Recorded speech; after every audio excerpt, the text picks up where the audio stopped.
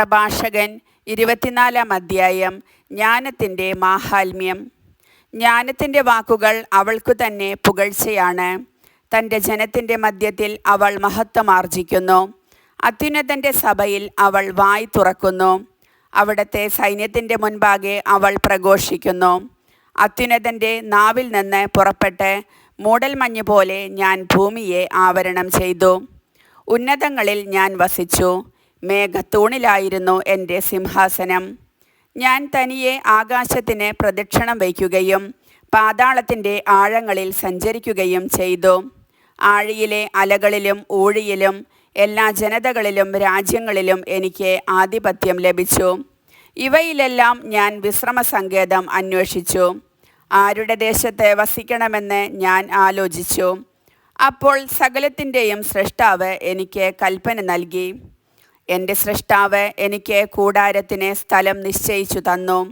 അവിടുന്ന് പറഞ്ഞു, യാക്കോബിൽ വാസമുറപ്പിക്കുക, ഇസ്രായേലിൽ നിന്റെ അവകാശം സ്വീകരിക്കുക.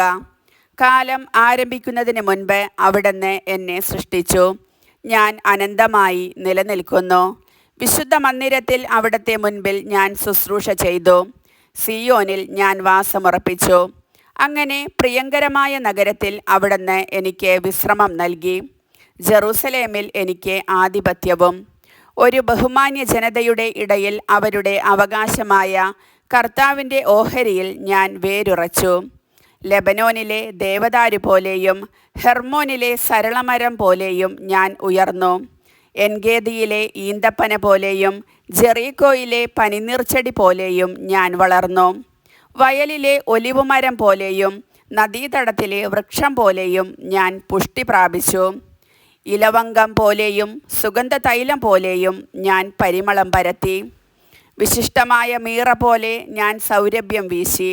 നറുംപശ, ചന്ദനം, കുങ്കുമം, ദേവാലയത്തിലെ കുന്തുരുക്കം എന്നിവ പോലെയും ഞാൻ സുഗന്ധം പ്രസരിപ്പിച്ചു.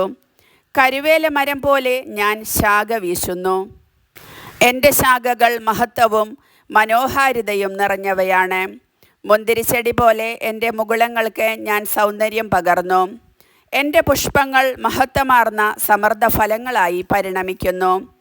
എന്നെ അഭിലഷിക്കുന്നവൻ അടുത്തു വന്ന് തൃപ്തിയാവോളം എൻ്റെ വിഭവങ്ങൾ ആസ്വദിക്കട്ടെ. എന്നെ സ്മരിക്കുന്നത് തേനിനേക്കാളും എന്നെ സ്വന്തമാക്കുന്നത് തേൻകട്ടയേക്കാളും മാധുര്യം പകരും. എന്നെ ഭുജിക്കുന്നവൻ്റെ വിശപ്പ് ശമിക്കുകയില്ല, പിന്നെയും ആഗ്രഹിക്കും. എന്നെ പാനം ചെയ്യുന്നവൻ വീണ്ടും അഭിലഷിക്കും. എന്നെ അനുസരിക്കുന്നവൻ ലജ്ജിതനാവുകയില്ല. എൻ്റെ സഹായത്തോടെ അധ്വാനിക്കുന്നവൻ പാപത്തിൽ വീഴുകയില്ല. ജ്ഞാനവും നിയമവും. ഇതെല്ലാമാണ് അത്യുന്നത ദൈവത്തിൻ്റെ ഉടമ്പടി ഗ്രന്ഥം. യാക്കോബിൻ്റെ സമൂഹങ്ങൾക്ക് അവകാശമായി മോശ നമുക്ക് കൽപ്പിച്ചു നൽകിയ നിയമം. അത് മനുഷ്യരെ ജ്ഞാനം കൊണ്ട് പിഷോൺ നദി പോലെയും ആദ്യഫലകാലത്തെ ടൈഗ്രീസ് നദി പോലെയും നിറയ്ക്കുന്നു. യൂഫ്രട്ടീസ് പോലെയും വിളവെടുപ്പ് കാലത്തെ ജോർദാൻ പോലെയും അത് അവരെ ജ്ഞാനപൂരിതരാക്കുന്നു. അത് നൈൽ പോലെയും മുന്തിരി പഴുക്കും കാലത്തെ ഗീഹോൻ പോലെയും പ്രബോധനത്തെ പ്രവഹിപ്പിക്കുന്നു. ആദിമനുഷ്യൻ അവളെ പൂർണ്ണമായി അറിഞ്ഞില്ല. അവസാനത്തെ മനുഷ്യനും അവളുടെ ആഴം അളക്കുകയില്ല.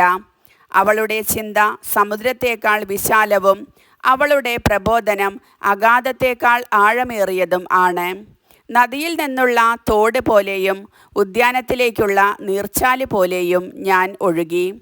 ഞാൻ എൻ്റെ ഉപവനം നനയ്ക്കുകയും തോട്ടം കുതിർക്കുകയും ചെയ്യും എന്ന് ഞാൻ പറഞ്ഞു.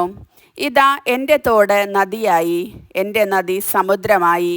ഞാൻ വീണ്ടും എൻ്റെ ഉപദേശത്തെ പ്രഭാതം പോലെ പ്രകാശമാനമാക്കും. അതിൻ്റെ കാന്തി വിദൂരങ്ങളിലും പ്രസരിപ്പിക്കും.